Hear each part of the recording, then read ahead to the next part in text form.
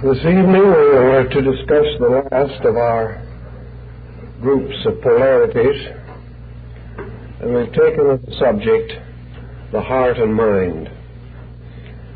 We often hear this term used, and we know that a very clear distinction between the powers of the heart and mind are to be found in the sacred books of the Christian people and the Jewish people, and also in the Oriental scriptures. In modern psychology, the trend has been to group the mental and emotional processes under one heading. I think, however, this will gradually have to be revised, because we are actually dealing with two distinct patterns. And it is rather useful to the average person to be able to clarify the processes within himself which manifest the native powers of the heart and mind. Nearly all ancient peoples were of the united opinion that the seat of life of man is in the heart. As we go on down through time, we find this more or less supported, even on a scientific level. We know that while the heart continues to beat, man lives. When the heart ceases beating, he dies. We also recognize that some very wonderful energy is communicated to the heart, by which this mysterious organ is sustained, often under extraordinarily difficult circumstances. Until the heart apparently is ready to die, it will not stop. And individuals have come through indescribable physical dangers and have survived. Others, for no reason at all, are cut down with practically no warning at all. As one of the older philosophers pointed out, the heart can stop any time after it has begun to beat. So we do not have too much insight as to the forces and conditions which regulate the heart. We know, however, that it is divisible into two essential structures. One of these is life-maintaining, and the other is strangely and mysteriously sensitive to emotional circumstances around the person. There is the heart that lives and the heart that is hurt. The heart can be damaged both physically and psychically. The heart can actually break for all practical purposes, and persons can die of grief, perhaps not instantly, but in a relatively short period of time. Therefore, most of the deeper emotions of man react upon the heart, affecting its rhythms. And it is quite obvious that the more we endanger the heart's function by extraordinary stress, the more likely it is to be damaged. Thus the heart, while an amazingly powerful instrument in itself, can often be injured by very subtle and mysterious circumstances. The old Egyptians used the lotus flower of their country to represent the human heart. They also placed in each one of their temples an inner sanctuary, the adytum, which they considered to be an inner place close to the heart of life. The heart of the temple was the most sacred place of worship, and it was usually a room set apart for meditation and prayer. and the observances of the most advanced and important rituals of the religion. In India and other Asiatic countries, the lotus is also a heart symbol, and the various religious figures seated upon lotus flowers are heart-born. They are actually the productions of an alchemy which takes place in the heart of the mystic. In the early Christian faith, the heart was one of the most important symbols of Christ, and has also been associated very closely with the grief or sorrow of the mother of Jesus at the time of the crucifixion of her Son. Therefore, the mother of sorrows is shown with one or more swords piercing her heart. Grief, therefore, is regarded as an emotion intimately associated with the heart, stabbing into it, striking it a foul blow for which it has no defense. The Scripture says, as a man thinketh in his heart, so is he. We therefore can follow some of the mystic speculations relating to this most metaphysical or secret instrument in the body of man. There are many very interesting and curious physiological symbols related to this process. The development of the entire theory of the arterial and venous circulations as being the two trees that grow in the heart. The association between the heart and the Garden of Eden is therefore an early symbolism. There are many ways that we can extend this thinking, but for our practical purposes at the moment, we are particularly concerned with dividing the reflexes of man on certain levels with these important polarized concepts of the heart and mind. In Buddhism, for example, we have a series of levels or bodies of consciousness, which perhaps we can use in symbolism of the heart and structure process of man. In Buddhism, the highest form of vestment, the highest existing structure or body of life is called the Dhammakaya. This is the body of the law itself.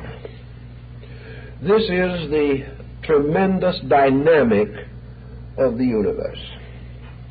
The Dhammakaya is the ultimate vestment of life, the most completely abstract that we can conceive. No individual can bestow upon it any particular form. It is a form of forms. It is a magnificent tapestry composed of all structures that exist. Perhaps the Egyptian had much the same thought of mind in mind when he created the likeness of the deity Serapis in the great Serapeum at Alexandria. The Egyptians made this deity by combining all the known or existing structures of nature. They took all kinds of plants and flowers and trees, and they took small parts and fitted them together like a mosaic.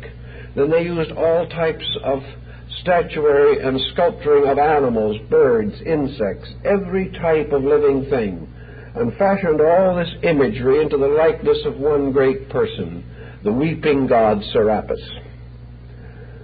This type of symbolism perhaps has some relation to the Dhammakaya. At least it represents the ultimate vestment of eternal life. In this life vestment, there is no lack of any energy, life principle. It is the total body. It is everything that exists as an eternal, abstract one thing. There was no actual way in which the Buddhists could represent this in art, So they used the only symbolism they could. They used the device of increasing the size of an image to represent by its extraordinary majesty this concept of the Dharmakaya. And I think we might say, for our present purposes, that this mysterious body that cannot be seen, cannot dimensionally be represented, might correspond to the aura or magnetic field of man. Here is actually the source of himself.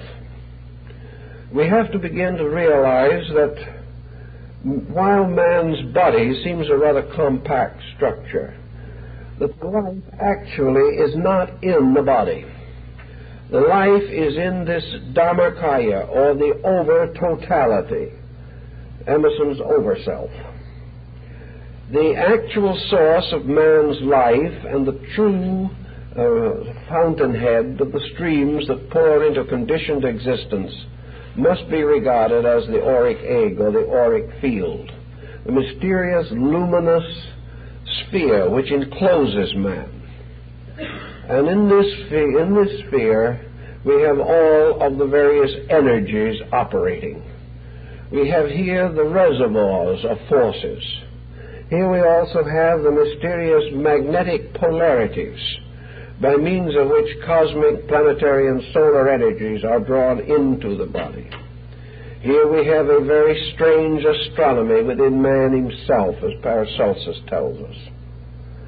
Now, this magnetic field operating inwardly was corresponding in old times to the Ptolemaic concept of the universe, which was a concept in which the solar system was enclosed within a mysterious egg called the zodiac. And within this egg, all energies were falling downward from the stars into the condition of conditioned existence. So energies were falling like dew or rain from the circumference toward the center of this mysterious structure. In the old symbolism of the ancient Hindu mystics, life, therefore, was forever falling from this magnetic or auric field, and descending fell towards a mysterious hypothetical center. And in the center of this field, or near the center, for it was not actually dead-centered, there was this focal point, which apparently represented the area in which all these energies converged to form a kind of unit, or a compound unity. This center was the Sambodha body, the luminous golden body of the Buddha. This represented, therefore, the seat in man of the extraordinary benevolence represented essentially by the Buddhas and Bodhisattvas. The Buddha himself initiated his disciples in what is called the Satapana cave, a mysterious place of 7 rooms. This place of 7 rooms undoubtedly symbolized the human heart, within which the initiation of consciousness must take place. Hermes, describing the Great Pyramid to his son Tatian in the Hermetic Dialogues, declares the pyramid to be a symbol of the heart. It was the center, or the most sacred of all places. The Rosicrucian rose with the heart in its center, and the crest of Martin Luther have the same meaning. The Sambodha body is luminous throughout. It is the body of purity, the body of light, the body of great goodness.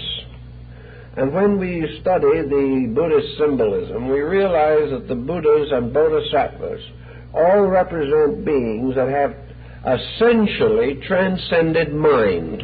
And this is an important point. The old scriptures point out definitely that Buddhas are beings that have transcended ideas, that the creation of processes of thought have ceased in them, that in the place of these processes of thought there has come forth a universal apperception derived from immediate impact of reality upon life. So that this central core, the heart, the Sambodha center, with its great mysterious radiance, is actually to be regarded as, in man, the center of the transforming force of spiritual growth. This spiritual growth transformation in Buddhism is, of course, personified by beings who receive the golden complexion. And the beings with golden complexions are Buddhas and Bodhisattvas. This golden complexion means essentially that they are beings composed inwardly and substantially of light, that they are beings in whose nature all inferior elements have been transmuted by the law, by the processes of consciousness. The Buddhists of old times, who were perhaps the most highly advanced specialists in this type of thinking, were always afraid of the mind. They regarded the mind as the ancient Brahman did, as a potential deceiver unto the end. The heart, therefore, was simply the abode of goodness. And the heart of man is the seat in man of the pure emotion of love. And to the Buddhist, love was infinitely more important than intellect, because love gave. Love did not demand, but bestowed. And it is interesting to note that in the Buddhist doctrine, there are certain emotions that evolve with the unfolding nature of the being. There are emotions which must die, emotions which belong only to levels of consciousness. But there are certain emotions that can grow, that can evolve, that can unfold with the unfolding being and attend that being to the very threshold of the infinite. And one of these emotions that grows, unfolds, matures, evolves, is love. Because in this emotion we have the individual achieving the most benevolent, the most benign, the most charitable, the most compassionate, the most understanding, the most appreciative relationships with existence. Selfishness can never grow, but unselfishness can. And unselfishness grows up from selfishness, as the lotus grows out of the muddy earth at the bottom of the pond. So all things that have within themselves this nature of becoming nearer to the real have the power to enlarge or progress or advance along the way of destiny. Nearly every emotion or power in man, which in mysticism is capable of attending the person as he ascends toward reality, nearly all of these belong to the heart pattern, not to the mind. So that the actual concept in Buddhism, as expressed in the great mantra Om Mani Padme Hum, simply means the jewel in the heart of the lotus, the symbol of reality enthroned in the great heart center in man. Now, when we get down to the very prosaic forms of things, we realize, therefore, that the heart is not only a most important and wonderful structure, but in a mysterious way a very dangerous one. Nearly all errors of the mind can be more or less easily corrected. But the moment the individual goes against the heart, he is approaching a very dangerous situation in his own consciousness. To betray thought is bad. To betray the deeper spiritual conviction of man is the most terrible offense possible. And for the individual to betray his own heart, is an almost unforgivable sin, although in Buddhism there are no actually unforgivable sins. But the greatest damage that the individual can do to himself is to pervert his own heart. This is the profaning of the temple. This is the sin against God. This is the action by which the person most immediately damages himself. So we have in the great orders of European knight-errantry the idea of the Holy Grail, which was another heart symbol. We have the Knights of the Grail, like Galahad and Percival. And we know that it was said in the age of chivalry that these knights had the strength of many men because their hearts were pure. The dedication of life to the service of truth, the dedication of the mind to the service of the heart, that the mind shall be the champion of the heart, was one of the highest dedications recognized in ancient times. If the person psychologically commits a mental offense, he will be considerably injured by this. But if he profanes his inner emotional life, he is going to be very, very sick very soon. Once this inner source of what might be termed the undefinable integrity in things, once this is damaged, the individual loses the mysterious power of spiritual equilibrium. Once this is no longer capable of guiding him, he has lost almost everything that is important to his own growth. Thus, hearts become the symbol of truth. The error against truth is the most dangerous. The heart becomes the peculiar symbol of virtue. The act against virtue is very dangerous. The heart becomes the symbol of faith, and the loss of faith is one of the most terrible losses that man can suffer. The heart is the final source of creativity. It is the source of the supreme resolution of man to be greater than he is, to improve, to grow, to unfold. These are not mental processes. These are deep impulses within his own psychic life. And where these are damaged, all else fails. Where it does not matter how much man may seem to accomplish. If he has no faith in his heart, he is a failure.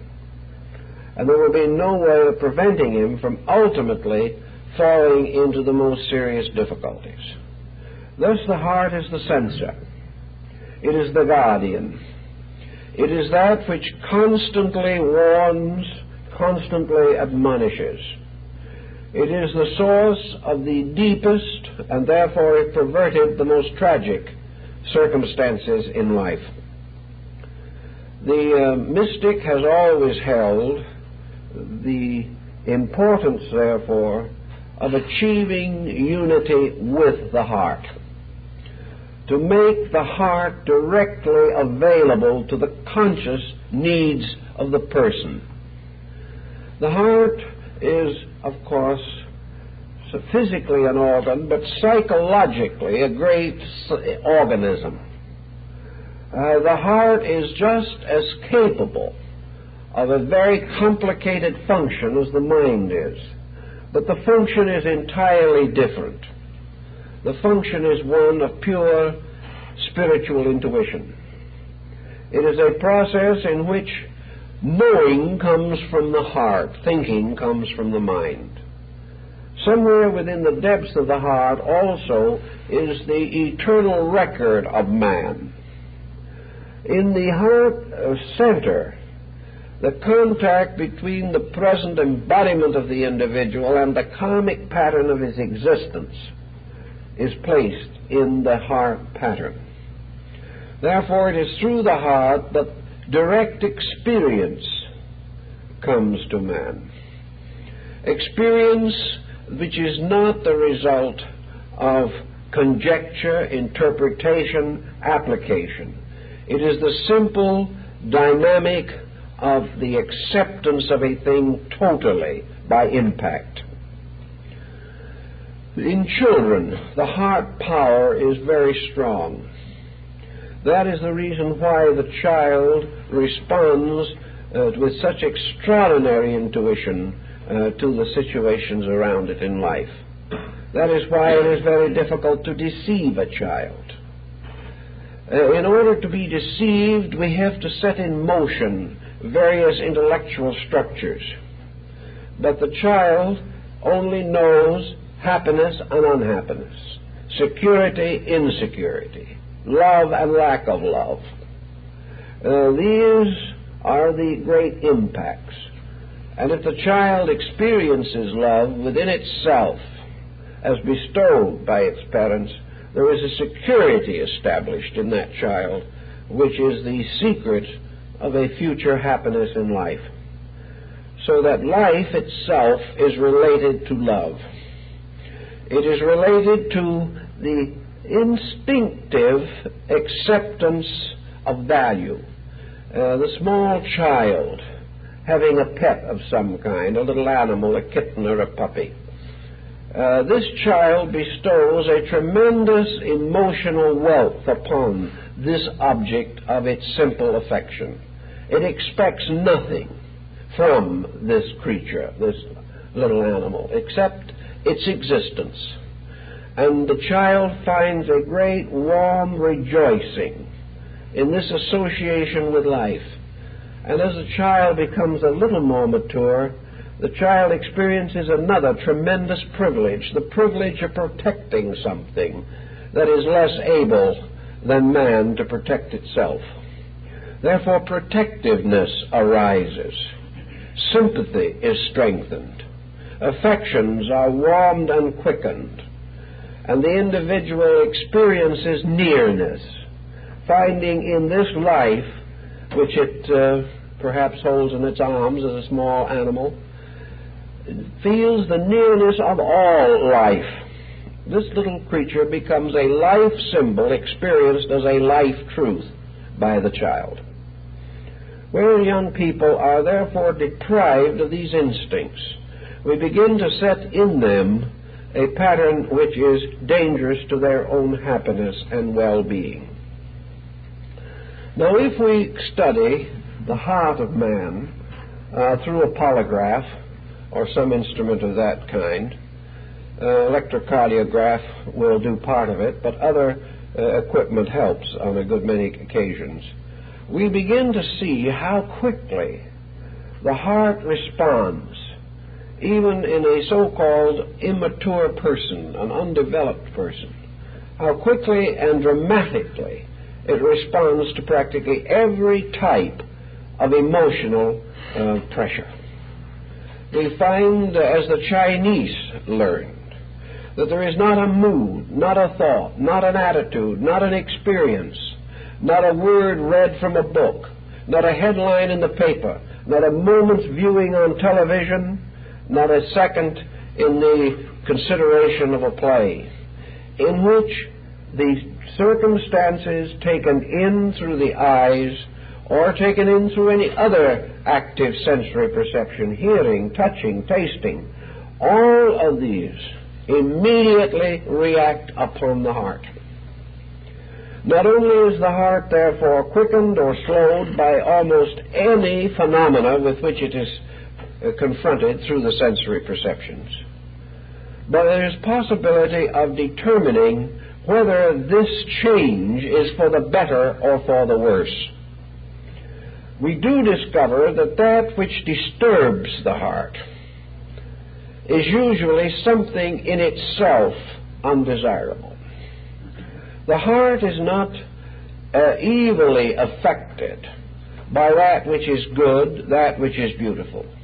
The individual listening to great music is not as likely to damage the heart as an individual listening to an extreme, broken, sophisticated syncopation of some kind. The reaction upon the heart from all outside stimuli may be considered almost instantaneous. The Chinese physician, it is said, has reached a degree whereby placing his finger upon a pulse, the patient's hand passed through an opening in a curtain so that the doctor can see nothing but the wrist and the person wearing a glove, that the physician is able almost completely to tell every thought that moves in the mind of that person. This is another important situation. The individual himself is constantly causing various irregularities in the delicate mechanism of the heart.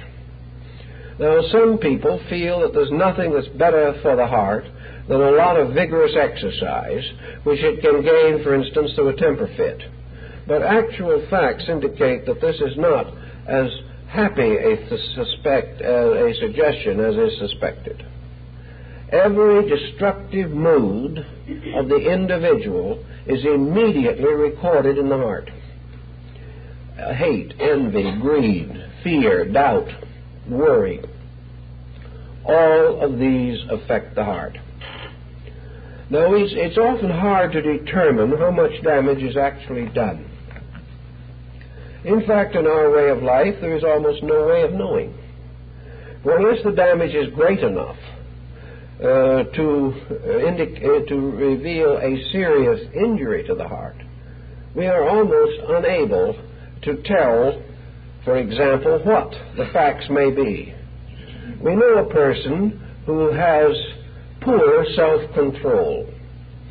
This individual lives to a good 75 or 78 years of age, apparently not seriously damaged. We will never know how long that person would have lived, however, had they not subjected themselves to this tension. One thing we know beyond doubt: no one lives as long as they should. Man at the present time, with the construction and time and growth periods and the body which he possesses, should live a minimum of 150 to 200 years. Some way he is committing suicide. Of course, there are many things that can cut him down.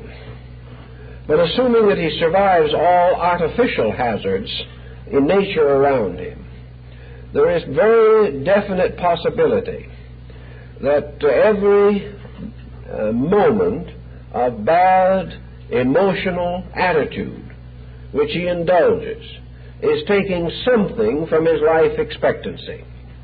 He doesn't realize this because the heart, after the passing of this emotional stress, may settle down again to its old work of pumping. But damage is done whenever a delicate instrument is subjected to stress for which it was not basically intended. It is true that through heredity, through ages, man has become gradually accustomed to stress, much more perhaps than he realizes. But even though he may become accustomed to it, even though he may endure it, there is no indication whatever that he's any better for it. What actually seems to happen is that he is subjected to a gradual destruction of psychic function, that the heart is hurt. It is injured in some way, perhaps so slightly that our instruments cannot reveal it. But there is some reason why people have been dropping dead in their 40s in this period of exceptional stress. There is some reason why, for example, in Japan, in the last 20 years, the length of life has been extended for nearly 20 years.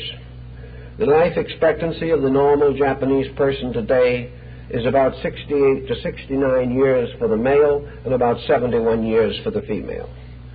This is very good, considering that it is a tremendous step over previous conditions. In the old times, the great enemy in Japan was tuberculosis and pneumonia, where these were the enemies, due to the fact that the standard of nutrition was not adequate. Gradually, these have been overcome.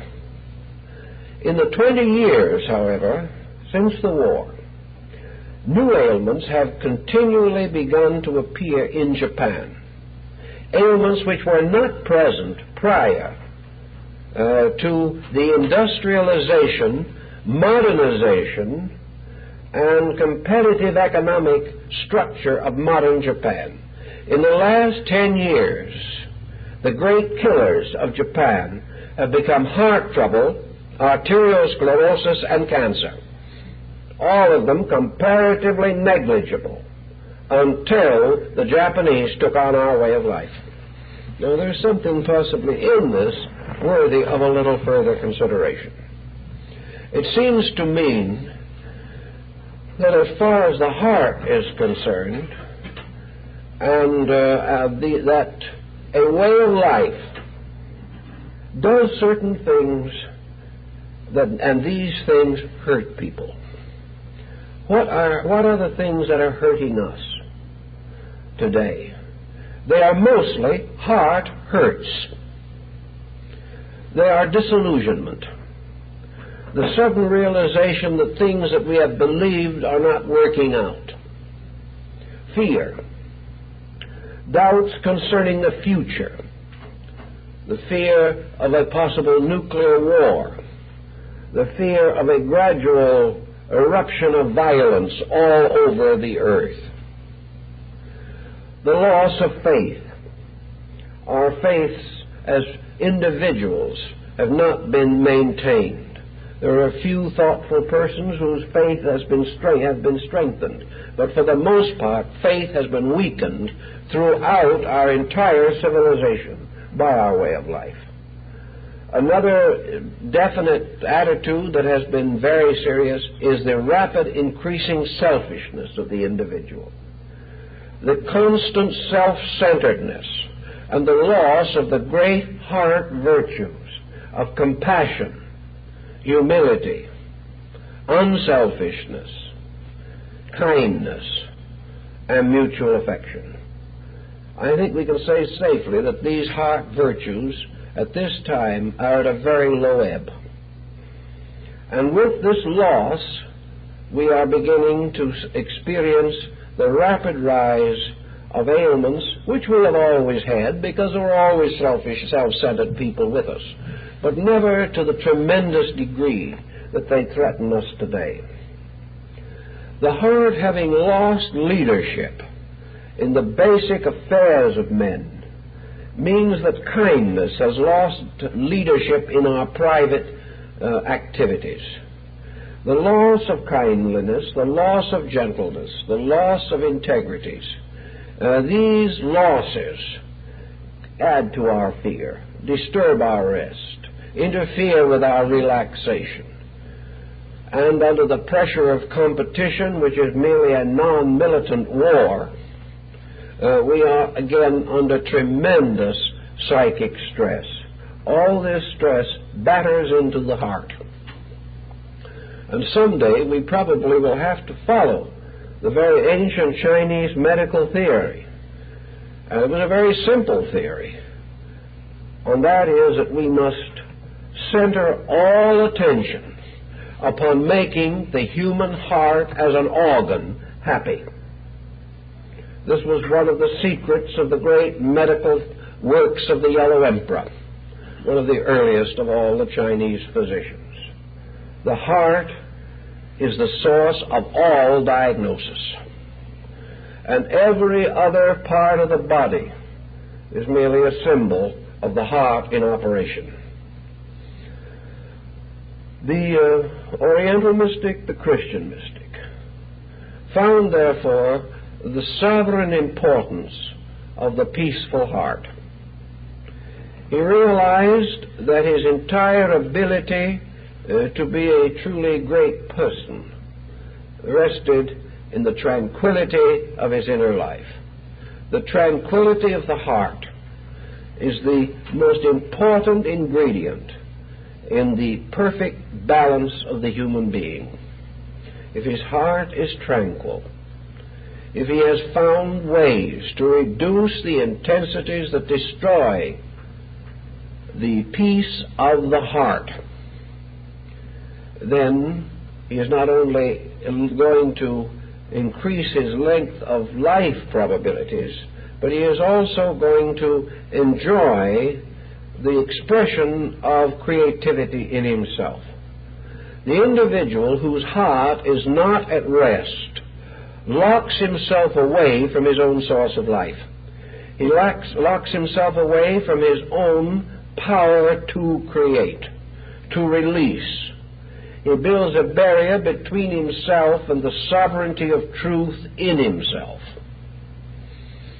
And this sovereignty of truth can only be experienced when the heart is free from pressure. Now, nature is able and perfectly willing, apparently, to make certain adjustments. It is not assumed that the individual will be always completely calm, completely poised, and completely in possession of his emotions. But he must be in a state of poise, a state of relaxation, and a state of inward peace, at least a large part of the time. Nature can take care of emergencies, but cannot combat one perpetual emergency which never ceases. So that nature can provide means to defend the individual from real pressures and great disasters which he must face. But nature cannot cope with a life that is a continuous disaster. So that this is the realization, actually, that the heart is the most precious thing we possess. And everything that injures the heart is an injury which we cannot afford.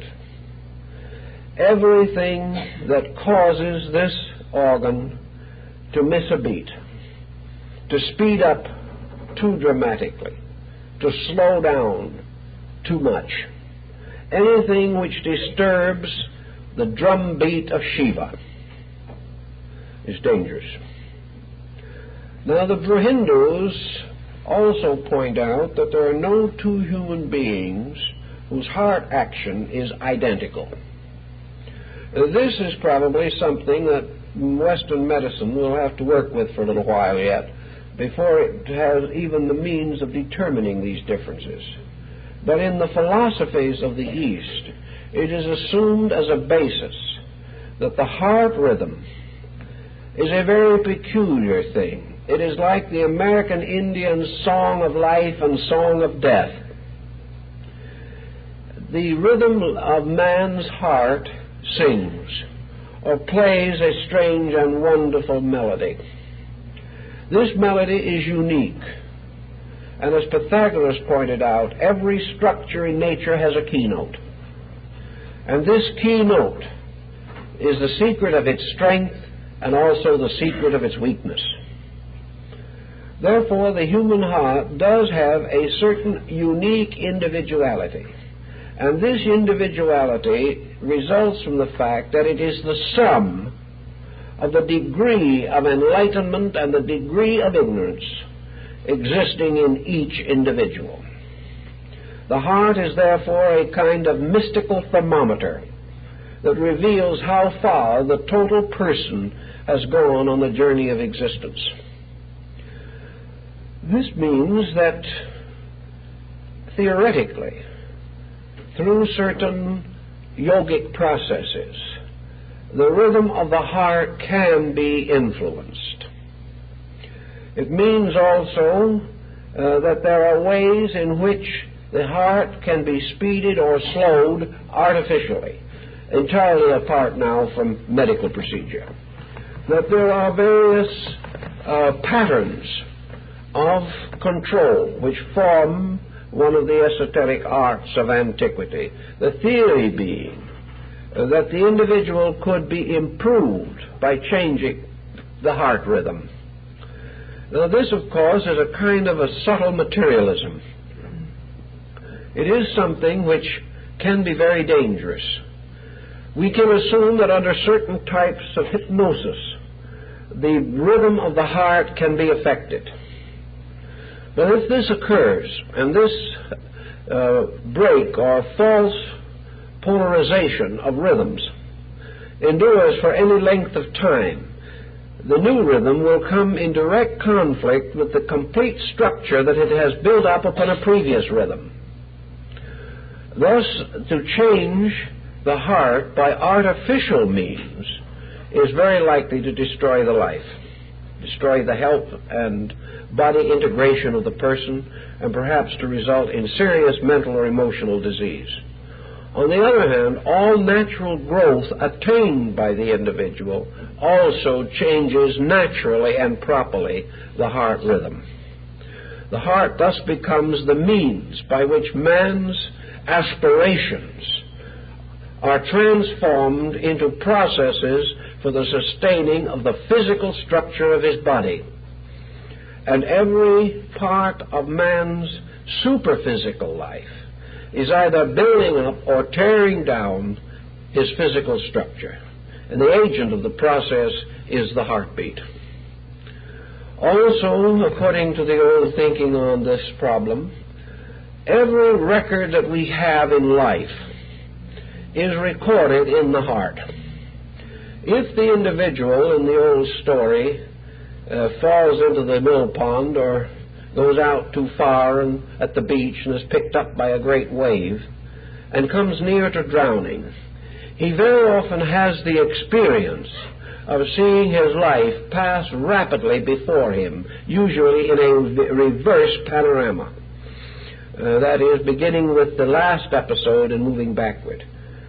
Under hypnosis also we have available an almost perfect record of everything that has happened to the person from the beginning of life. In the esoteric philosophies, it is assumed that this record is the result of the circulation of the blood, carrying the complete account of the emotional pattern of the person and passing it through the heart, where it sort of forms a continuing record that remains.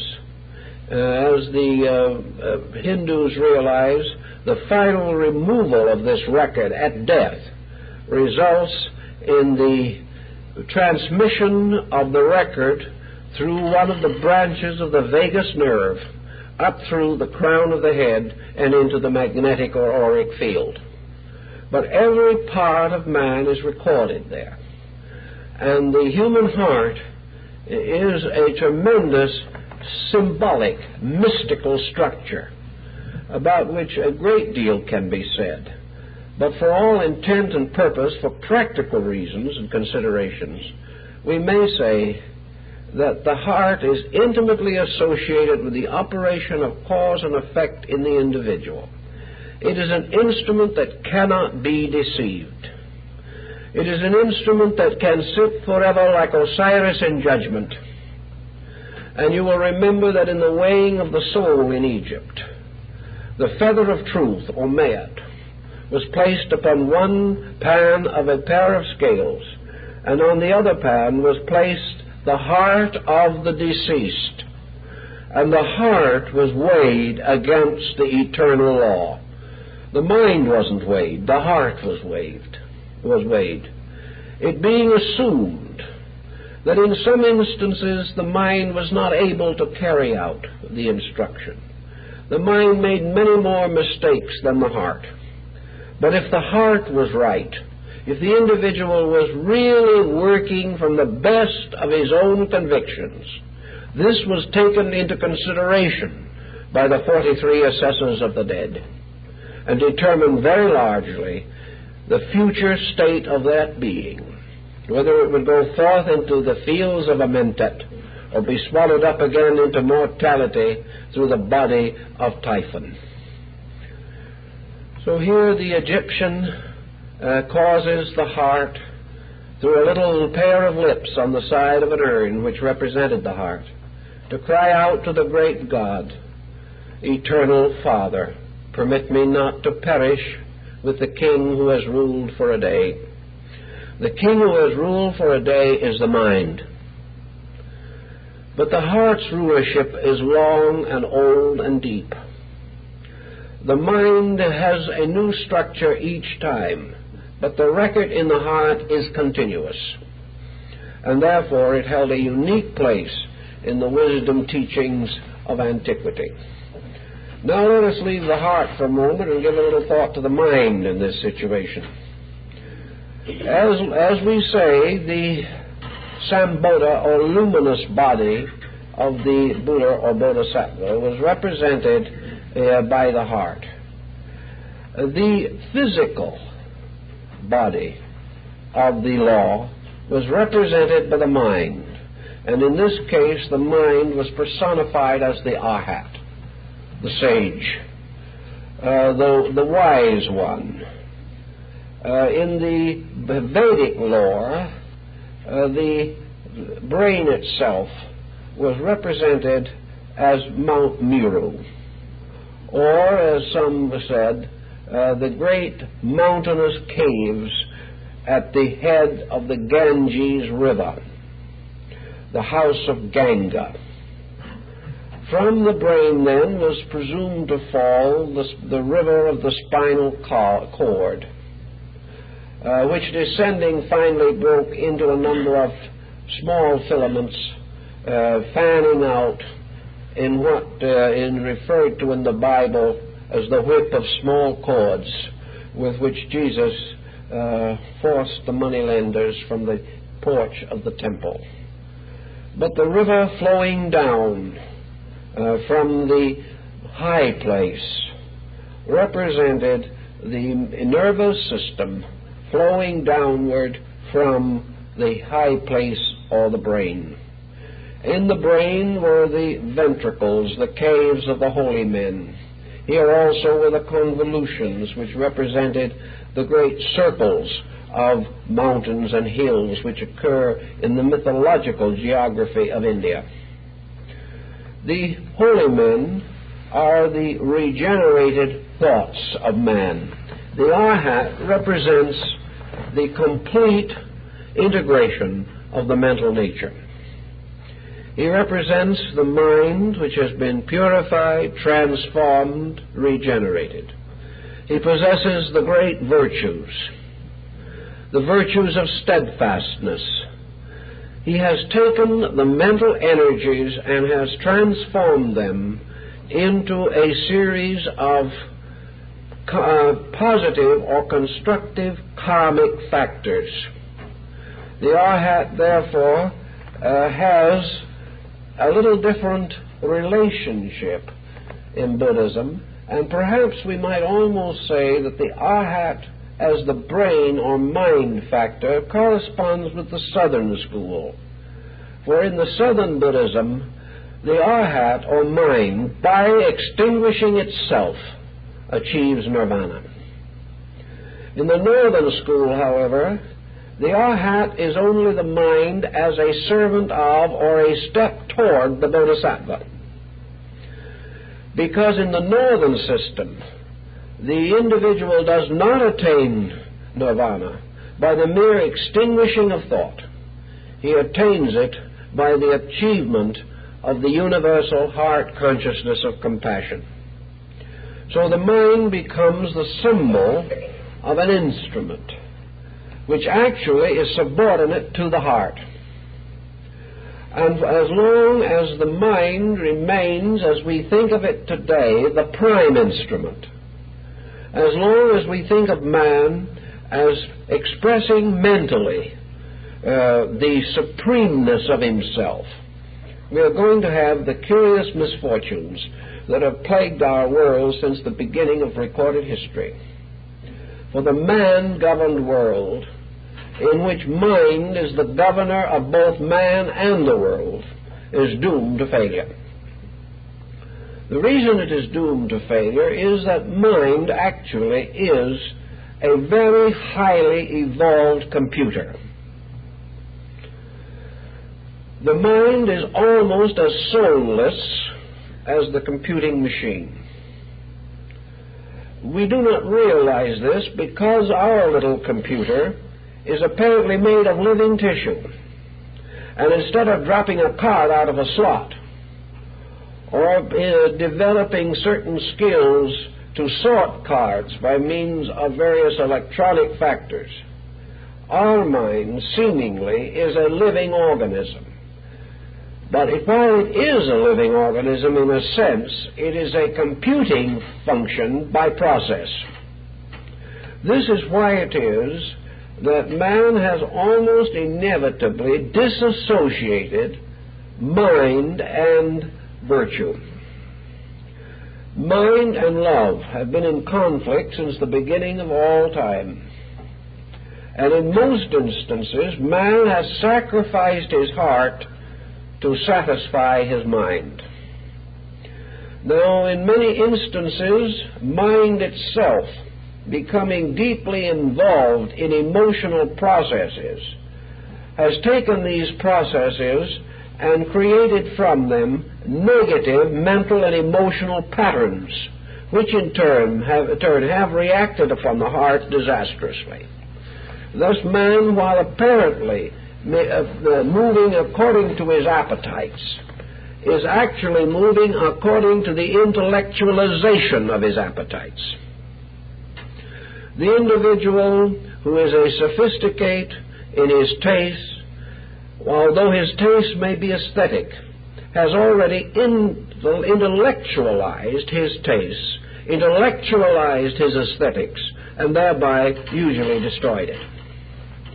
It is very difficult and dangerous for the mind to dabble in the affairs of consciousness because it is simply unable to cope with this problem. The intellect of man has extremely limited boundaries, as science itself knows with its own regret. The mind can do certain things. It can become more ingenious to infinity.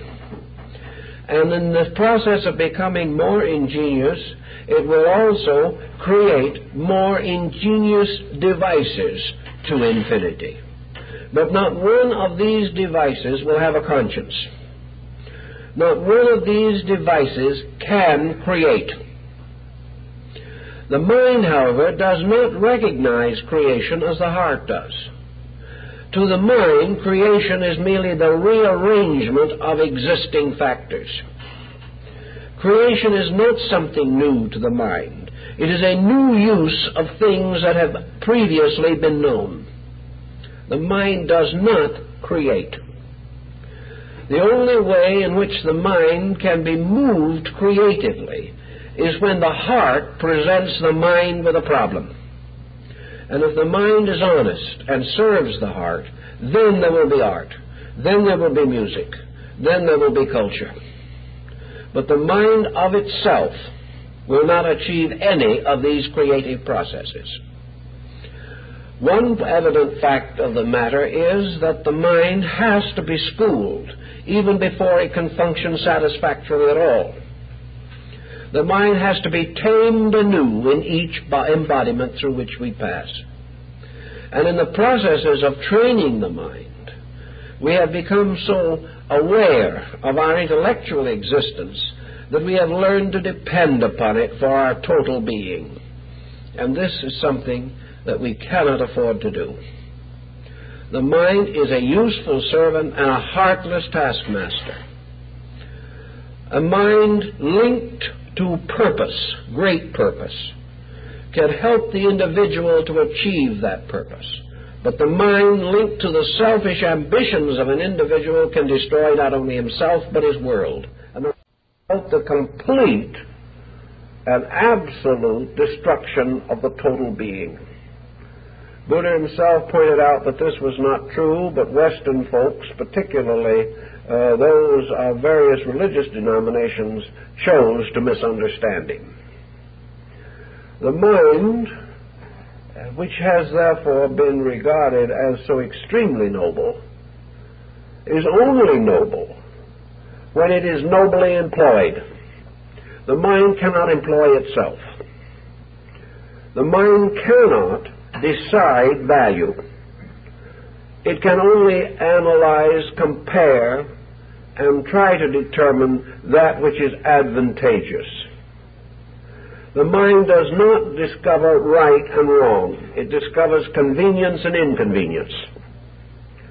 It does not show the way to the nobility of the being, but it can help him to scheme his way to some lofty spot in the material pattern of life. The mind is essentially a material thing, and the only way in which it can come to life is when it is vitalized by the heart. Now, if we can get these two rather difficult instruments into partnership, we have achieved a great deal. But at this time in our world, to create such a partnership is extremely difficult. We have the individual unable to contact his own heart core. One of the old Rosicrucian manuscripts shows the heart consisting of an organ enclosing three worlds, three concentric spheres. These represented the layers of the heart, or the levels of heart function. In the very center, of course, was the symbol of the sun, the life giver, which is deeply and eternally enthroned in the heart.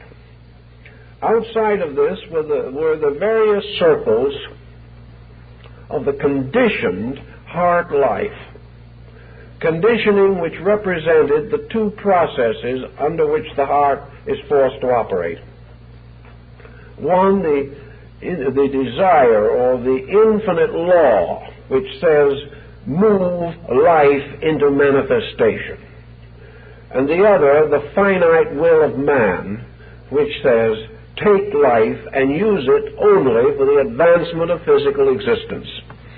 This conflict is a very important thing in trying to understand the levels of heart, because heart does give us also the energy by means of which we remain physically embodied creatures. When the heart gives up, that is the end. And sometimes as we study these problems, we wonder that it does not give up sooner. The mind, burdening the heart, is responsible for a whole series of mental tensions, mental processes. Here we have a kind of Gnostic emanationism. The moment the mind attains an attitude, it calls upon emotion to vitalize it. And according to the level of the mind energy, so the reacting level of the heart energy will be. If, therefore, the mind works out an evil conspiracy, the outer structure of the emotional nature of the heart must thereby sustain this conspiracy. The mind says, I do not want to like this person. So immediately the emotional nature moves in and says, I want to feel hate for this creature. If the mind hadn't started it, the heart would never have followed it. But once the mind draws these patterns, the heart energy or life energy has to vitalize them. And whenever the heart energy vitalizes a negative mental pattern, this pattern becomes a living thing. And from a mental attitude of criticism will then come a great emotional surge of dislike. With this emotional surge will come bitterness, will come cruelty, will come almost a complete savage indifference to integrities of any kind. Feeling takes over as the negative pole of the heart process. And this feeling becomes, in a sense, the slave of mental purpose. The mind is nearly always involved some way in a conspiracy when it forces the heart into a negative relationship. The individual who has wrong emotional conditions has passed through a process of false rationalizations.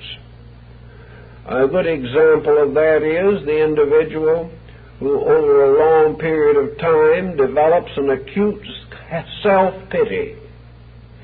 Now, this self-pity does not come from the heart. This self-pity comes from an individual being mentally sorry for himself over a long period of time. It means that the mind has very carefully and continuously overlooked or failed to rationalize anything good that occurred to that person. That the mind has distorted the relationship of that person to others around him. The mind has thrown the personality against life rather than into harmony with it. And once the person has lived under the conspiracy of the mind long enough, we have a good solid case of self-pity, which is now open to emotionalization, and the individual dissolves in his own miseries. But he does not start by being miserable in his heart.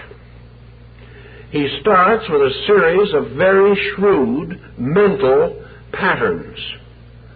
And in nearly every instance, these mental patterns arose in ambition, selfishness, self-justification, egotism, or perhaps actually a kind of inefficiency, which made it impossible for this person to compete effectively with other persons.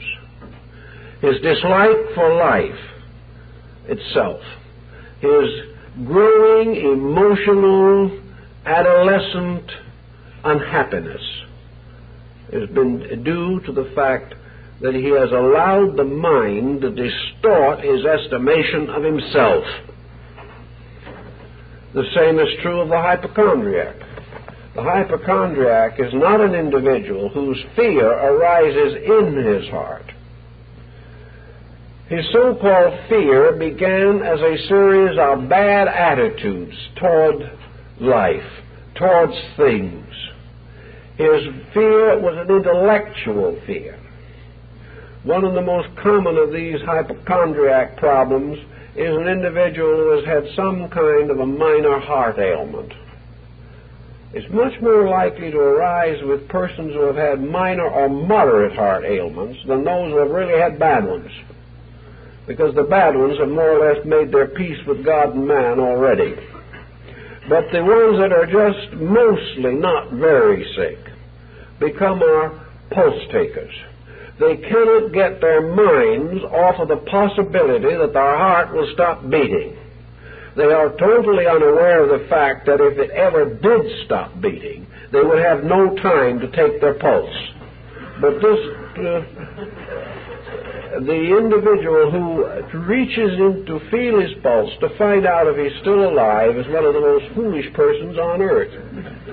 But there are a lot of people who do it, simply because the mind is presenting them constantly with a certain mental doubt.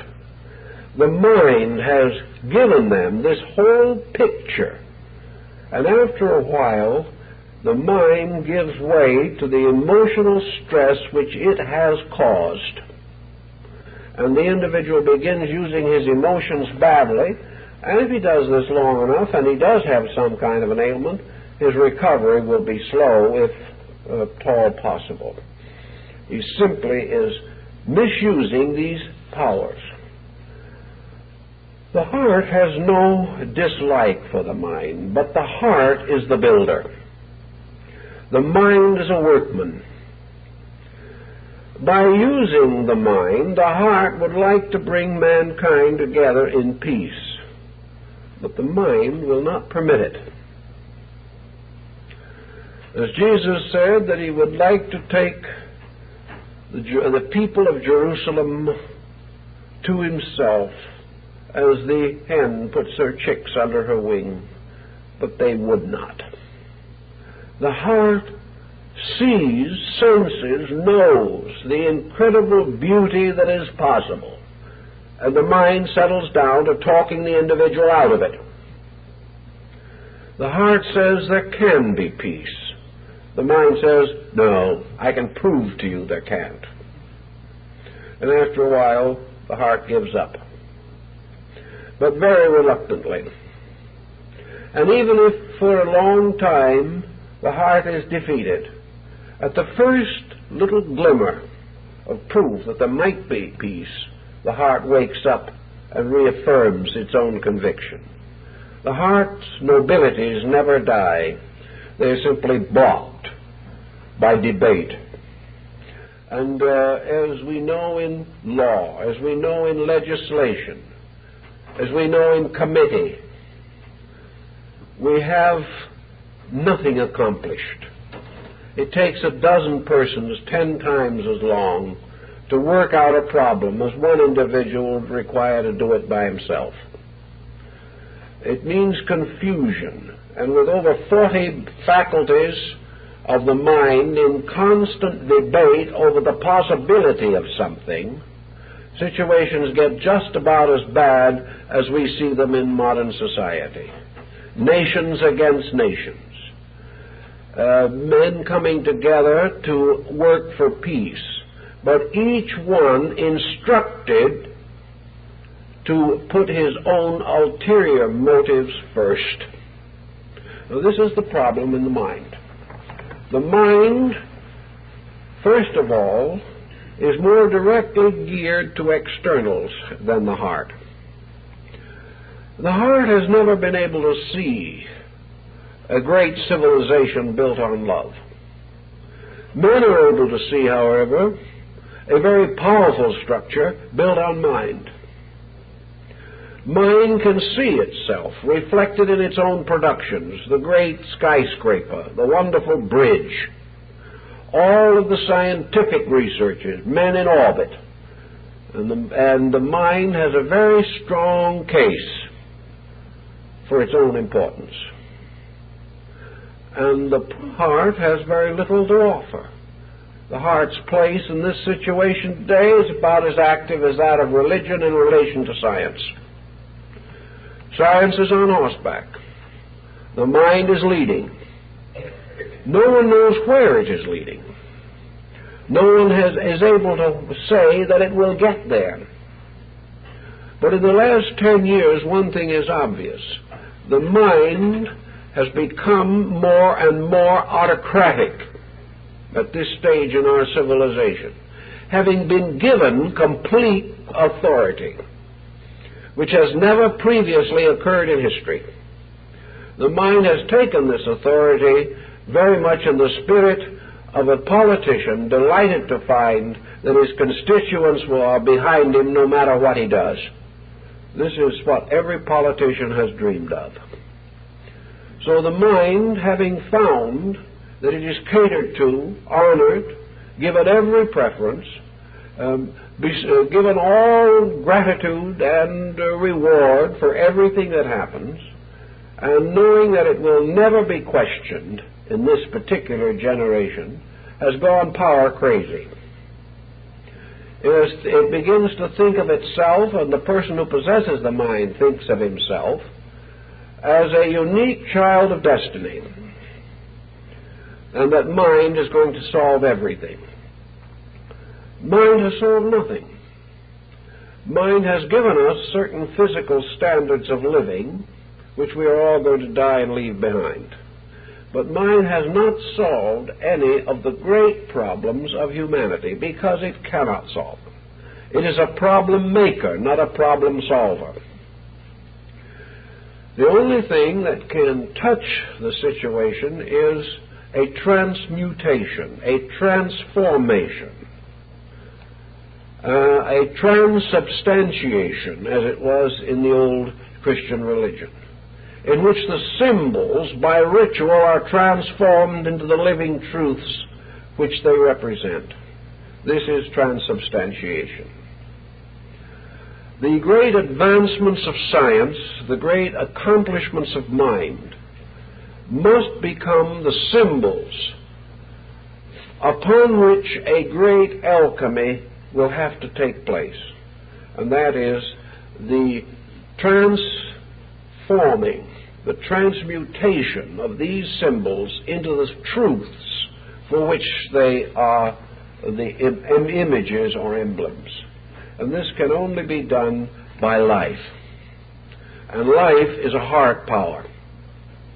Life must be breathed into these things, or they are inert. No one would really dare to assume that a city of skyscrapers is actually alive as far as its buildings are concerned. The only thing that makes the city alive can be the people that live in that city. The city itself as a physical structure is not alive. Therefore, all the works that men have done of themselves are not alive. And in some way they have to be transformed into living things. And how do we transform a great scientific project into a living thing? We transform it by heart. We transform it when heart achieves leadership and dedicates this structure to purpose. This structure becomes a servant of life when it has received what the Buddhist calls the ritual of the opening of its eyes. And the opening of its eyes means that into this structure is placed a holy relic.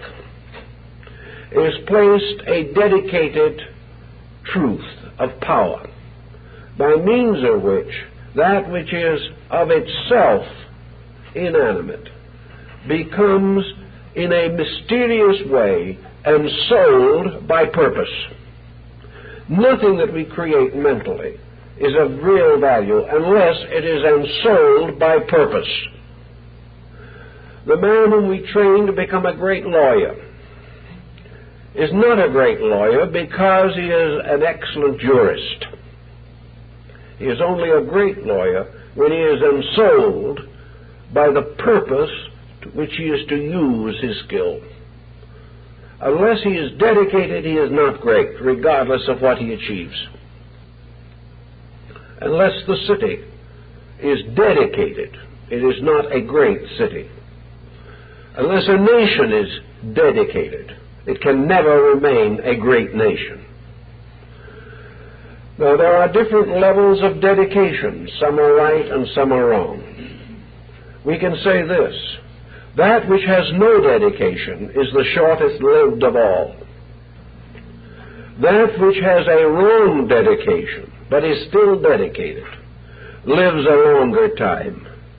And that which is completely ensouled by a true dedication may be regarded as immortal.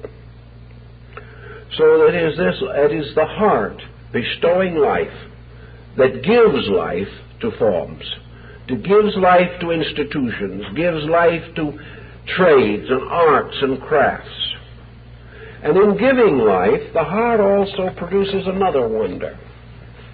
In giving life to trades and professions and arts and crafts, the heart gives life to the tradesman, the artisan, and the craftsman, because it is heart that makes him happy in his work. It is heart which binds his consciousness to his job. It is heart which makes him undergo privation for the sake of something beyond himself. The individual who has nothing to live for but himself is the most bankrupt of all. It is always dedication to something that makes life valuable. Dedication to the world, dedication to family, dedication to the advancement of some noble cause. Only this dedication, which is bestowed by the heart, can make the works of the mind and hand a medicine for the person who labors. Thus, as we hear all the arguments and dissensions, as we find less and less of the joy of labor for the integrities involved, we will have more strikes, more problems, more difficulties, until the various factions will devour civilization in an effort to feed themselves. This is mind. This is mind going on, thinking only of how much it can get, how little it can give. The moment the heart steps in, however, this whole process is changed. And in philosophy, we have this great need to realize that philosophy is finally not an intellectual pursuit. The philosophy that has not been ensouled is the typical academic philosophy, in which the professor teaches what he has been taught to others who wait hopefully to receive his instruction. Nobody knows, nobody lives any part of it, and nobody cares. Philosophies are systems to be remembered, and if you answer the right way the questions that are asked, you will graduate from the course. This is the problem. This is mental philosophy. The same problem is mental science, where the scientist is concerned totally with the advancement of knowledge. Every new discovery is a great mental thrill. But the use of these things, the dedication of them, the self-control which may cause the scientist to say, I will not reveal this because it is too dangerous to other men. This attitude must come in the place of, I will reveal it because it will give glory to myself. These attitudes have to be changed. Philosophy, in order to be meaningful, has to be touched by the heart. It has to become a way of consciousness in which knowledge is used to support the convictions of the heart. The heart is the seat of faith, and it is the mind by means of which faith is justified, and all things that men desire to achieve because of love are made possible because of the skills of the mind. Mind is therefore apprenticed to a power greater than itself. When this occurs, the individual is mentally happy. He is mentally ordered. His life is purposed. Everything which he does gives certain natural, reasonable, proper satisfactions to himself. He is not over-ambitious, nor is he lacking in that consciousness which causes him to labor on industriously for some good beyond profit to himself. The world has always known this. The world has always neglected this phase of knowledge, and civilization after civilization has collapsed as the result always of the victory of intellectual selfishness over integrity. Now, the mind, in its own nature, according to the Buddhistic system, has to be refined in various ways. The mind has to be gradually relaxed away from the tremendous nervous momentum which it has built up. The great mystery of the mind is centered in the punishments that it bestows upon and receives from the nervous system. The nervous system is like the mind itself, a curiously habit-bound structure. Once certain habits have been built, the mind of itself does not apparently have the skill to break them. When an individual decides that he is under nervous tension and builds up enough of it, he finds that even when he wishes to relax, he cannot. So having gradually worked himself up into a highly nervous and almost dangerously tense situation, he knows no way to cope with it except through some form of sedational drugs. He has no other way. He cannot untangle himself. This in its own way should tell man the misery of his own condition. He should realize that if the mind cannot get him out of the immediate difficulty it has got him into, that it is hardly an infallible process in himself. But when the time comes for this infallibility problem to show itself, the person finds some evasion or just does not think it through. If the mind is what we hope it is, it should be able to regulate the conduct of its own owner. It should be able to convince him of what is good for him. Instead of that, it leaves him the hopeless victim of what is bad for him. So we do realize that the mind, building up these stress-tension processes, has no autocorrective unless some actually valid system comes under consideration. Now in Zen, for example, the thoughtful exponent of this rather dramatic form of Eastern philosophy hit upon an almost fantastic idea, and that is the use of the mind to defeat itself.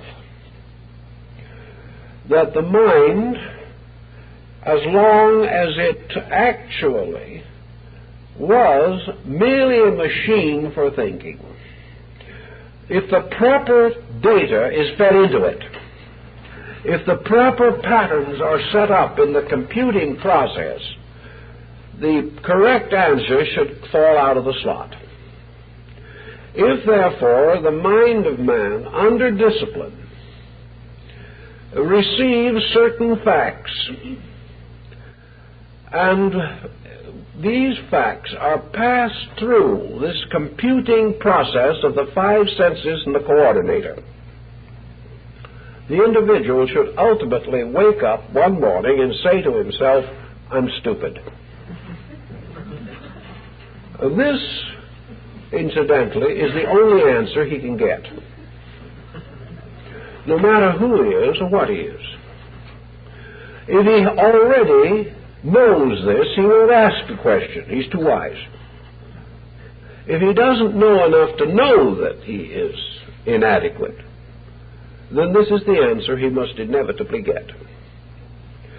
He must, therefore, use or sense the possibility of using the mental processes to expose their own weakness.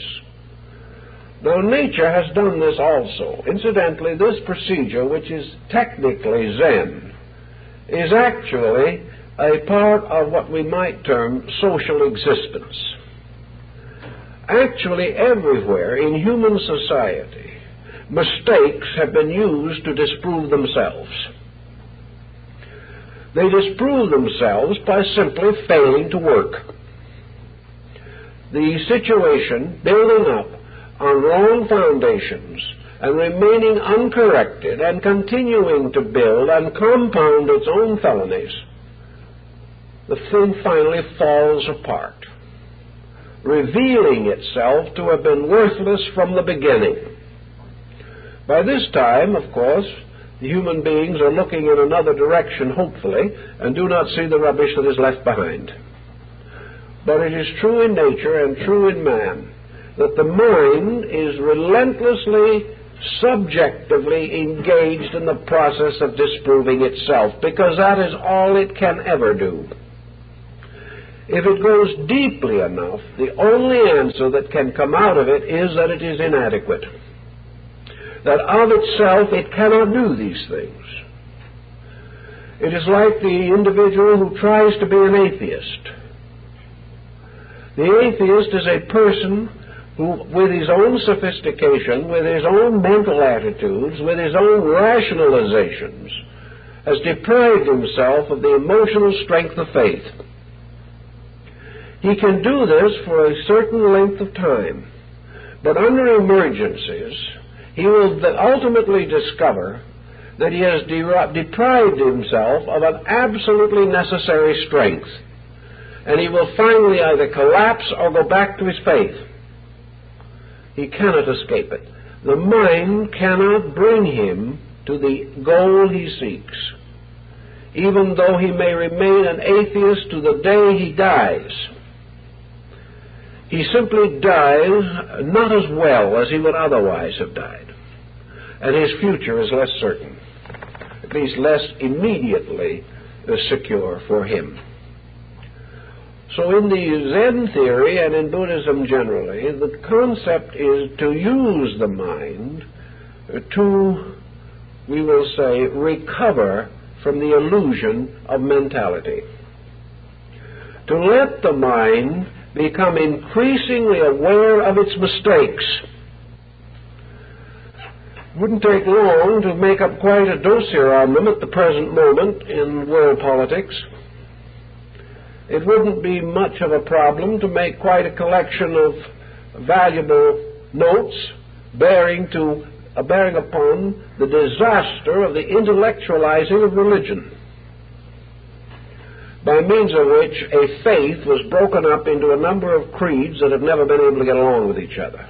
The creeds are the product of the mind. The faith was the substance of the heart. And it is surprising how one faith, which underlies nearly all human believing, can by the mind be arbitrarily divided into hundreds of conflicting creeds, all of which affirm the same thing. So we have the heart, which is a unifying force, constantly struggling against the dissecting factor of mentality. So the Zen and some of the others, rather like the wabi quality, as they call it. It's the quality of humbleness, the quality of things very fragile, that call upon our sympathy more rapidly than upon our thought. The great work of the great master is intellectually appreciated, perhaps, but some simple thing, like the child's pet, is wabi. It touches our hearts instead. It makes us first warm, and then perhaps we contemplate the details. But where the details come first and are analyzed, dissected, broken up, there will never be any hour of warmth followed. You notice the musician, the music lover, sitting in the inexpensive seats at the back of a great music hall, while a great orchestra plays. Almost inevitably, that person will close his eyes. He will shut out visions. He will shut out the eye symbolism, the symbolism of distraction. He doesn't want to watch all the violinists sawing away on their instruments. He doesn't want to see the conductor waving his baton about. He doesn't want to observe the lady in the front row fanning herself out of rhythm. He doesn't want to see these things. He wants to close out the world and be aware of the spirit of great music. In a sense also, in mysticism, in Zen, and in other forms of Eastern philosophy, the closing of the eyes becomes a symbol of the closing of the material perceptions in order to permit the soul itself to live without the contaminating influence of being constantly aware of the mental attitudes of men. We will close our eyes, the world of men disappears. If we, while closing our eyes, open our hearts, the world of God appears. And without this world of God, the world of men does not amount to very much. And when we get this inner sight, this inner tremendous sense of value, then we see how this world of men could be something marvelous, something wonderful, something beautiful. We begin to get the vision of the New Jerusalem, or the mystery of the second coming of the Messiah, or something of that nature. We suddenly are aware that behind the mysterious confusions and complexes and webworks and snarls which men have fashioned, there is always this sublimity of the world to be experienced only as a great beauty, an almost painful beauty, to be accepted into the heart. A heart that becomes so still by overwhelming that it can really be still and know the presence of God. Now, the mind is not to discard it in Northern Buddhism. The Arhats do not continue on their lonely paths to liberation. But the fact remains now that the mind in Northern Buddhism has to be civilized. It has to be transformed into a servant of truth. The moment it becomes a servant of truth, your polarities cease. As in all cases, your polarities are illusions. There is really no essential difference in cosmic substance between these various vibrations that in man break up into such distinct patterns.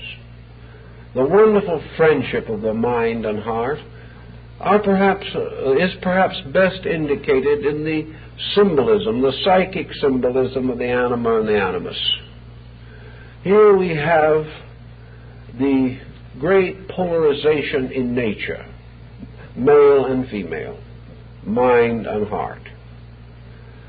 And we notice that wherever in society mind and heart lock in a particular crisis, we almost immediately observe a rise in broken homes. We find selfishness intensifying in families. The moment there cannot be sympathies, there will be antipathies. The moment individuals insist upon rationalizing the basic values of life, they destroy them. There is no way of defining the natural affections of man. They can only be experienced.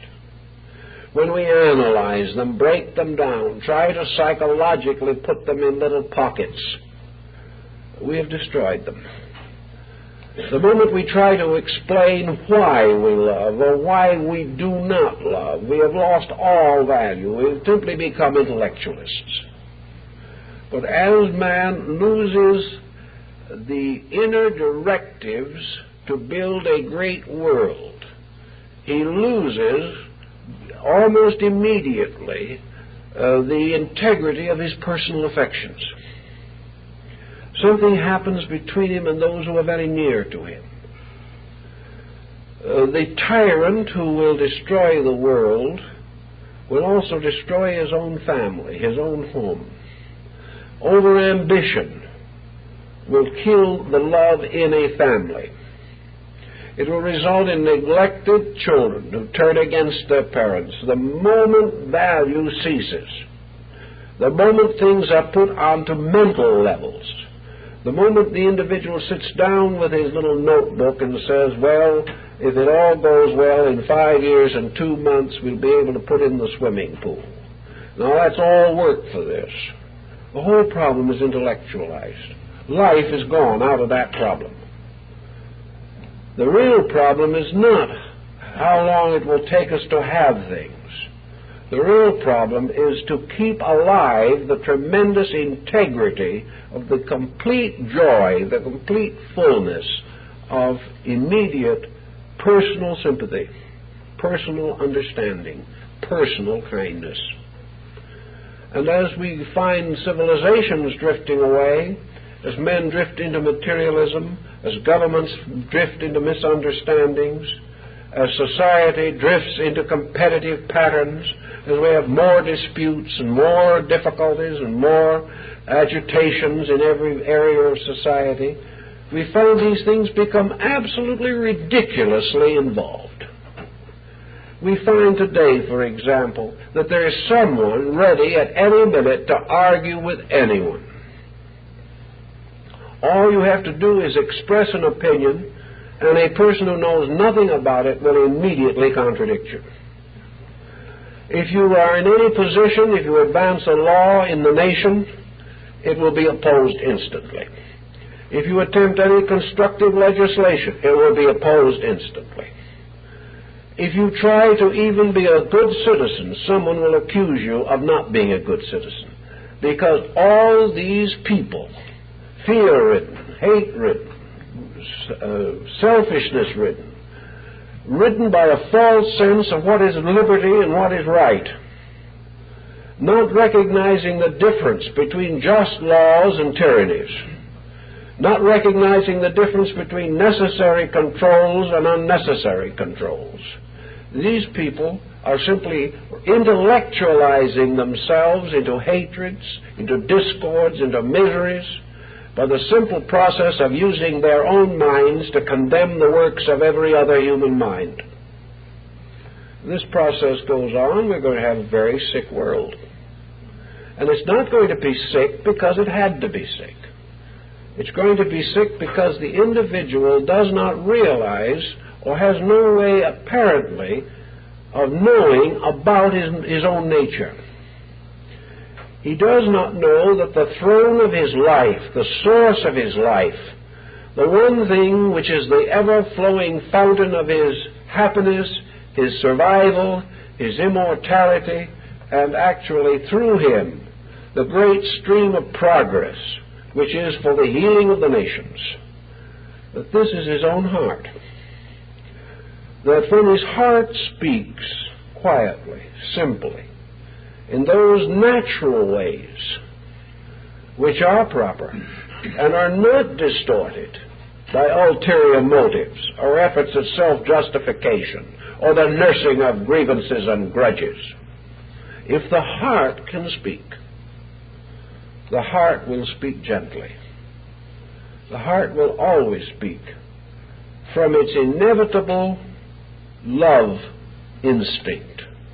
In catastrophe, our neighbor's house is washed away or burned down. Instantly we become human. We're going to do everything we can for that person. He builds his house back again, puts a fence up, and we never speak to each other again. The need brought out the heart. This is Wabi.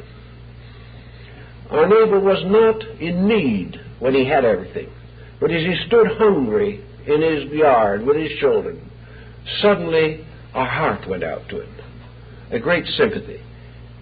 We had something within ourselves that said, we want to help this person, because we sense suffering, we sense poverty, we sense emergency, we sense pain, and our natural instinct is to bring balm to Gilead.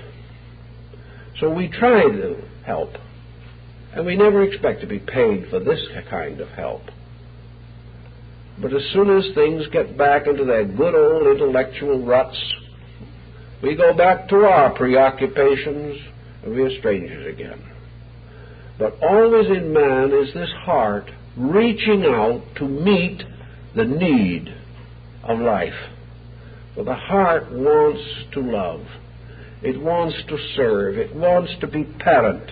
It wants to respect. It wants to adore something that is great and noble. When this is missing, it will deflect its emotions to some unworthy and stupid end. The individual who does not find great things to love will turn his emotional attachment to the most inadequate things. But he must have some outlet, and he must have a good outlet. So the heart, by leading the mind, ensouls it, makes it purposeful. The mind dedicating itself like the sword of the crusader before the temple altar of his God. The mind dedicated to the service of the heart waits quietly in the sanctum sanctorum to receive the message of the day written by the living finger of God upon the tablets of the heart. Here in the heart is the oracle, and it is our privilege to serve that. But before it can function, we must relax away from the negative and destructive thoughts which cause us to misunderstand our own hearts. And we must relax away from those emotional tensions and pressures that cause us to misunderstand our own emotions. These are the false, superficial levels of things. And it is only when we are at peace for a moment that the mind discovers how blessed it is to be at rest. And the heart says or discovers how blessed it is to adore the Creator and to remember the Creator in the days of our youth, and to remember always the wonderful workings of the infinite power which has fashioned all things with love, and then has put a mind in the garden as a gardener. The gardener was not true. The mind became the tempting serpent.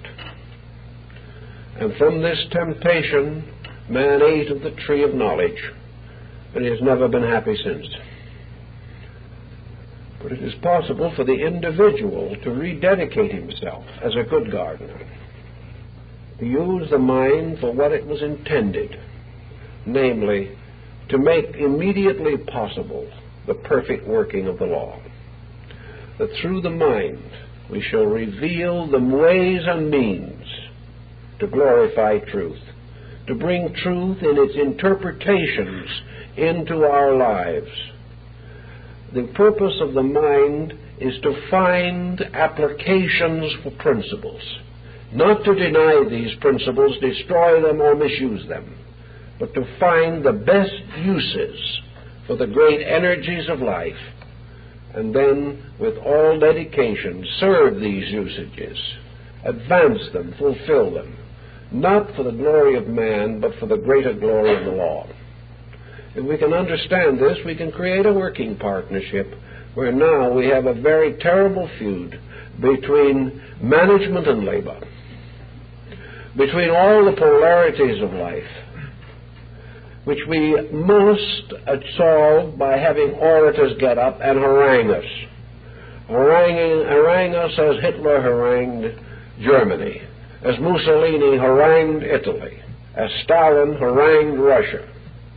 And out of all of this haranguing and debating and discussing came only death into the world. So we don't need these things. We don't need to have our minds trained in fanaticisms or propaganda. What we need is that our minds shall be used to glorify the good in our own hearts, to reveal the love that we have, and to find 1,000 ingenious ways to bring love to others and thus contribute to their happiness and well-being. It can be a wonderful team, but it hasn't been getting along so well in recent years. It never has gotten along perfectly. But we are wise enough today and old enough in sorrow and experience to do a better job than we have so far. And I hope that each person will try to do just a little better job each day in rescuing love from intellection, rescuing the heart from prejudice, from intolerance, and from all of these things that disfigure man, sicken him. And when the heart gets psychically sick, one of these days it's just going to stop. And the individual who has broken all the rules will inevitably be broken by the rules that he has broken. And we can make a wonderful partnership with life, or we can simply strengthen our partnership with death. If the mind and heart work together, they perfect man. They give him the inner life that makes his hands useful. If they work to cross purposes, man is nervous, irritable, sick, disillusioned, and unhappy. No one can correct this problem but the individual himself. But if he does not correct it, he is endangering not only his inner life, but also his daily existence in this world. Well, time is up, and we thank you very much for being with us.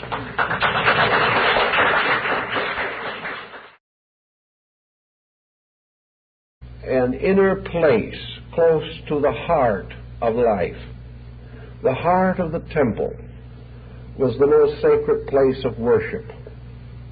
And it was usually a room set apart for meditation and prayer and the observances of the most advanced and important rituals of the religion. In India and other Asiatic countries, the lotus is also a heart symbol. And the various religious figures seated upon lotus flowers are heart-born. They are actually the productions of an alchemy which takes place in the heart of the mystic. In the early Christian faith, the heart was one of the most important symbols of Christ, and has also been associated very closely with the grief or sorrow of the mother of Jesus at the time of the crucifixion of her Son. Therefore, the mother of sorrows is shown with one or more swords piercing her heart. Grief, therefore, is regarded as an emotion intimately associated with the heart, stabbing into it, striking it a foul blow for which it has no defense. The Scripture says, "As a man thinketh in his heart, so is he." We therefore can follow some of the mystic speculations relating to this most metaphysical or secret instrument in the body of man. There are many very interesting and curious physiological symbols related to this process. The development of the entire theory of the arterial and venous circulations as being the two trees that grow in the heart. The associations come through indescribable physical dangers and have survived. Others, for no reason at all, are cut down with practically no warning at all. As one of the older philosophers pointed out, the heart can stop any time after it has begun to beat. So we do not have too much insight as to the forces and conditions which regulate the heart. We know, however, that it is divisible into two essential structures. One of these is life-maintaining, and the other is strangely and mysteriously sensitive to emotional circumstances around the person. There is the heart that lives and the heart that is hurt. The heart can be damaged both physically and psychically. The heart can actually break for all practical purposes, and persons can die of grief. Perhaps not instantly, but in a relatively short period of time. Therefore, most of the deeper emotions of man react upon the heart, affecting its rhythms. And it is quite obvious that the more we endanger the heart's function by extraordinary stress, the more likely it is to be damaged. Thus the heart, while an amazingly powerful instrument in itself, can often be injured by very subtle and mysterious circumstances. The old Egyptians used the lotus flower of their country to represent the human heart. They also placed in each one of their temples an inner sanctuary, the Adytum, which they considered to be the association between the heart and the Garden of Eden, is therefore an early symbolism.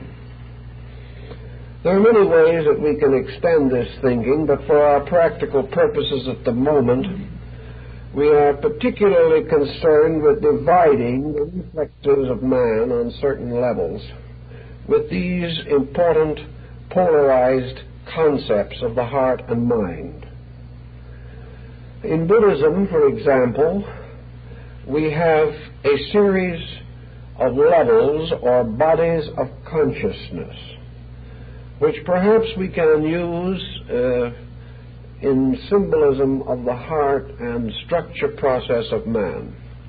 In Buddhism, the highest form of vestment, the highest existing structure or body of life is called the Dhammakaya. This is the body of the law itself.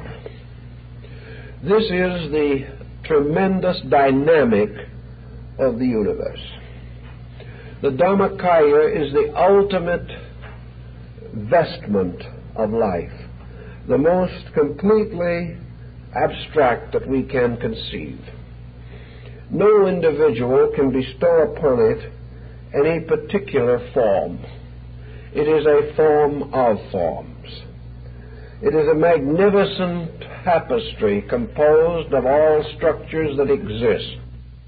Perhaps the Egyptian had much the same thought in mind when he created the likeness of the deity Serapis in the great Serapeum at Alexandria. The Egyptians made this deity by combining all the known or existing structures of nature. They took all kinds of plants and flowers and trees, and they took small parts and fitted them together like a mosaic. Then they used all types of statuary and sculpturing of animals, birds, insects, every type of living thing, and fashioned all this imagery into the likeness of one great person, the weeping god Serapis. This type of symbolism perhaps has some relation to the Dharmakaya. At least it represents the ultimate vestment of eternal life. In this life vestment there is no lack of any energy, life principle. It is the total body. It is everything that exists as an eternal abstract one thing. There was no actual way in which the Buddhists could represent this in art, so they used the only symbolism they could. They used the device of increasing the size of an image to represent by its extraordinary majesty this concept of the Dharmakaya. And I think we might say, for our present purposes, that this mysterious body that cannot be seen, cannot dimensionally be represented, might correspond to the aura or magnetic field of man. Here is actually the source of himself.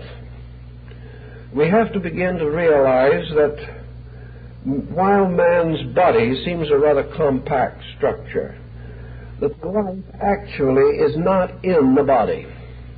The life is in this Dharmakaya, or the over-totality, Emerson's over-self.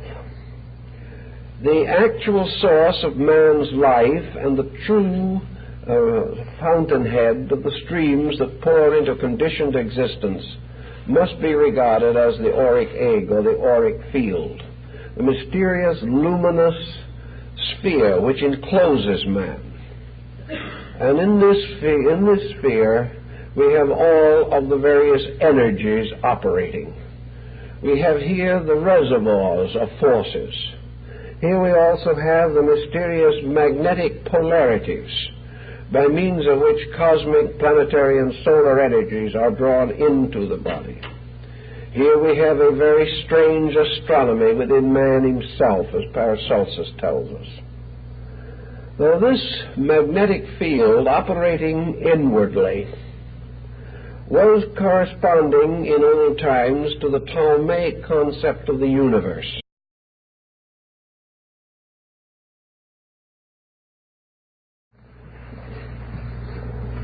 This evening we are to discuss the last of our groups of polarities, and we've taken as a subject the heart and mind. We often hear this term used, and we know that a very clear distinction between the powers of the heart and mind are to be found in the sacred books of the Christian people and the Jewish people, and also in the Oriental scriptures. In modern psychology, the trend has been to group the mental and emotional processes under one heading. I think, however, this will gradually have to be revised, because we are actually dealing with two distinct patterns. And it is rather useful to the average person to be able to clarify the processes within himself which manifest the native powers of the heart and mind. Nearly all ancient peoples were of the united opinion that the seat of life of man is in the heart. As we go on down through time, We find this more or less supported even on a scientific level. We know that while the heart continues to beat, man lives. When the heart ceases beating, he dies. We also recognize that some very wonderful energy is communicated to the heart, by which this mysterious organ is sustained, often under extraordinarily difficult circumstances. Until the heart apparently is ready to die, it will not stop. And individuals have